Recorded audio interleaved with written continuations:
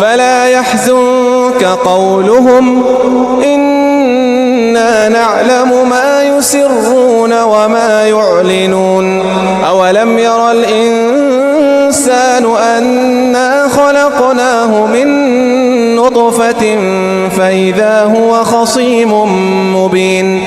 وضرب لنا مثلا ونسي خلقه قال من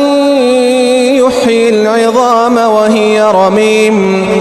قل يحييها الذي أنشاها أول مرة وهو بكل خلق عليم الذي جعل لكم من الشجر الأخضر نارا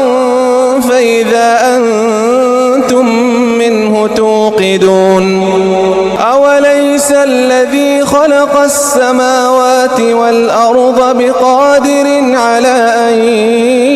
يخلق مثلهم بلى وهو الخلاق العليم إنما أمره إذا أراد شيئا أن يقول له كن فيكون فسبحان الذي بيده ملكوت كل شيء